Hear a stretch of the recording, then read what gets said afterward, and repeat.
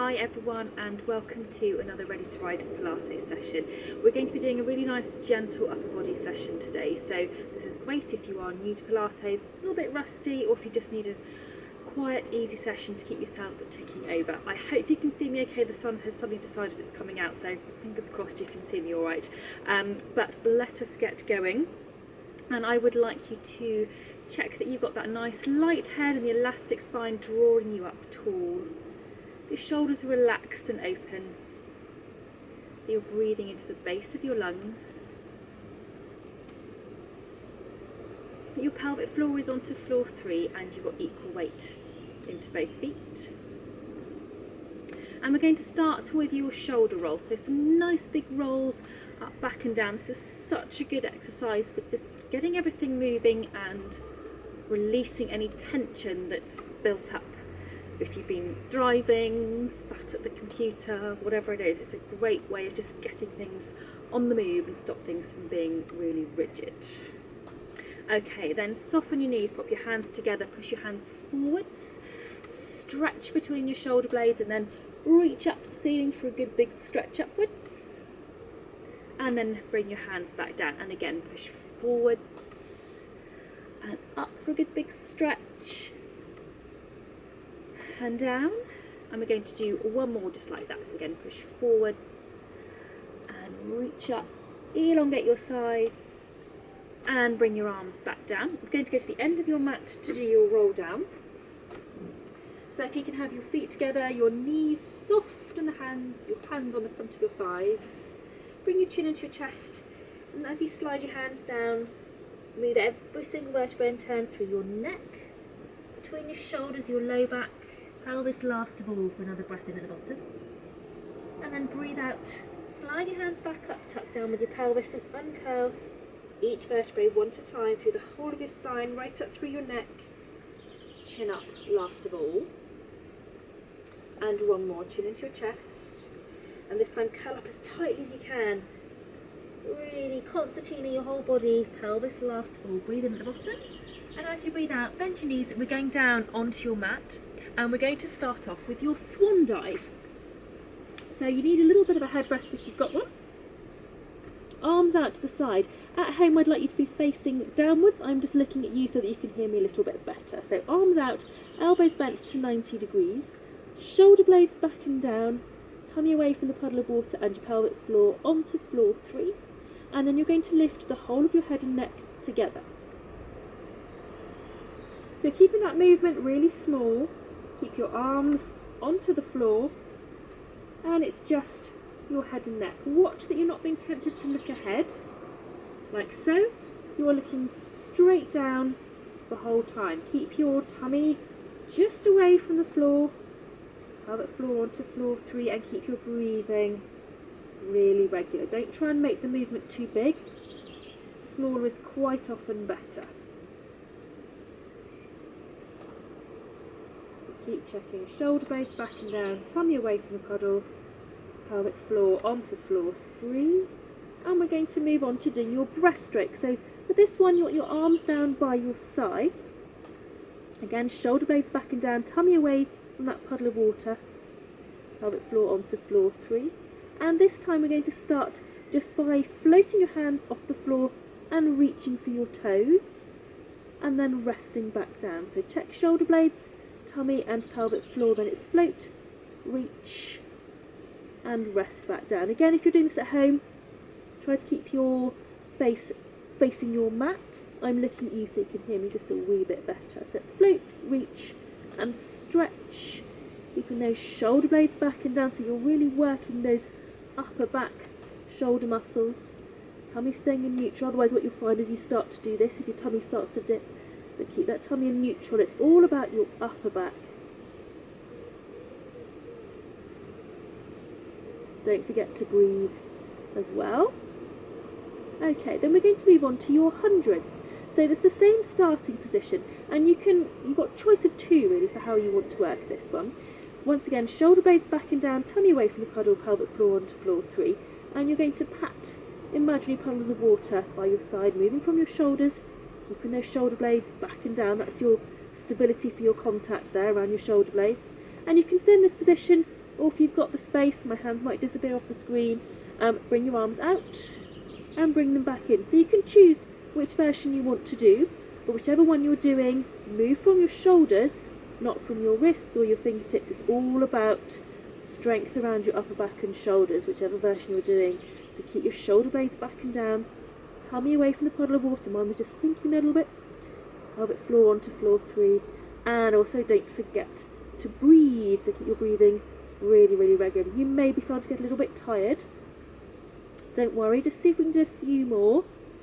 Fatigue isn't necessarily a bad thing, it just shows that your muscles are starting to work quite hard, and you're more likely to actually get a bit of a training benefit from it as well. Okie doke, let your arms have a rest, they're probably a little bit pooped. We're going to turn onto your side, and I would like you propped up onto your forearm. If you've got a dodgy shoulder, you can do this flat, just doing the arm part, but if you can be propped up, it would be ideal. Capital L position, so straight line from shoulders, hips to knees, knees bent at 90 degrees. Top hand onto your top thigh, pelvic floor onto floor 3, and then we're lifting pelvis and top arm and bringing them both back down together. So it's pelvic floor into that lift and slowly back down together. Keep your breathing really regular as well. So it's pelvic floor and breathing are your two staple parts to this exercise. So try to keep them just consistently going, and you're looking at that nice smooth movement combining top arm and pelvis. And one of the things I say from time to time when we're doing these exercises, when you end up in a slightly awkward position, is that it's not about how you hold that position, it's more about the quality of how you get there and come out of it, and how good that final position is when you get there. So you don't need to hold it, it's how well you get there and back, and the quality of the position. Let's swap and have a go the other way. So swing yourself around, or if you're happy doing this with your back to the screen, that's fine. Same start up, so you're on your forearm if you're comfortable. Capital L, top arm onto your top side, pelvic floor onto floor 3.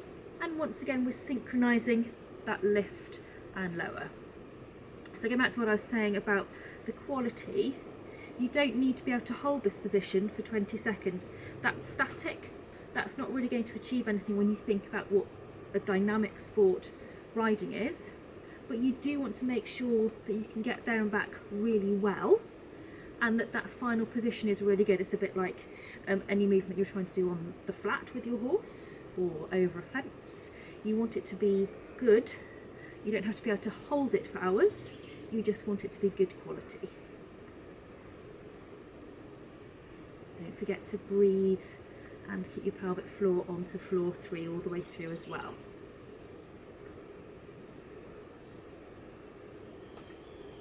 Do 2 more this way.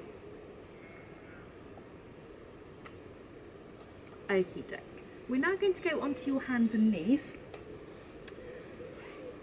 And I would like you with your hands just in front of your shoulders, your knees underneath your hips, and your toes tucked underneath your feet. Then it's pelvic floor onto floor 3, and lift your knees just off the mat and slowly back down. So it's pelvic floor, lift, and slowly back down. And you'll probably feel this in your tummy muscles and in your thigh muscles, possibly in your bottom as well. But each time you go into that little lift, you're making that upper body work quite hard to help take your weight as well. So yes, it's working the whole body, but it's a nice, good one for working your upper body without massively loading the area. Don't try and lift too high. If you lift up through here, yes, you probably load your upper body a bit more, but you actually end up just sort of sticking your bottom up in the air rather than doing actual hard work. It's a bit of a cheating movement. Keep that breathing, keep that pelvic floor onto floor 3. We're going to do 2 more. Last one. Okay, then bring your hands towards your knees, and we're going to come up into standing. For this next one, if you are able to stand on one leg, that would be great, but if you feel that you can't, your balance isn't good enough, or you've got a knee problem or foot problem, then absolutely fine to do this on 2 legs. You might just find that you're repeating the movement. Okay, so arms into this position, shoulder blades back and down, Think about those imaginary ropes that run between your ribs and pelvis. And then you're turning your arms out and to the front. Try to feel that you've got a £50 note between your elbows and your sides, and that will stop you from doing this. So keep shoulder blades back and down. And then we're going to take the movement out and up and down and in. And try to make sure that you go through the out before you come up and the down before you come in. Day to day, it doesn't make any difference, but we are trying to make your shoulder muscles, your upper body muscles work quite hard and quite specifically.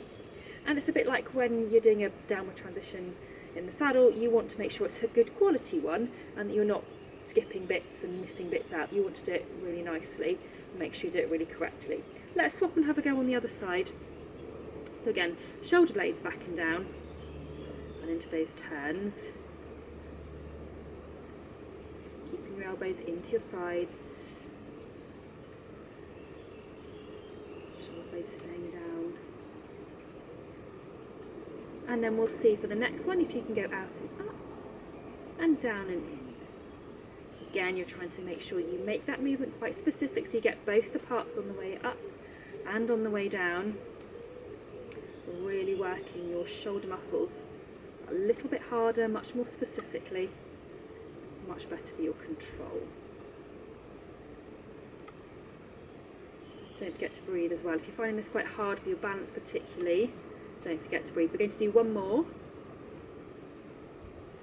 Okay, bring your arms back down, and if you're on one leg, put both feet back on the floor and have a little walk on the spot. Because when you stand on one leg for any length of time, it does work your glutes quite hard. Okie doke. Bring your arms up above your head and out into a V shape. Hopefully you haven't got a crabapple tree right behind you like I have.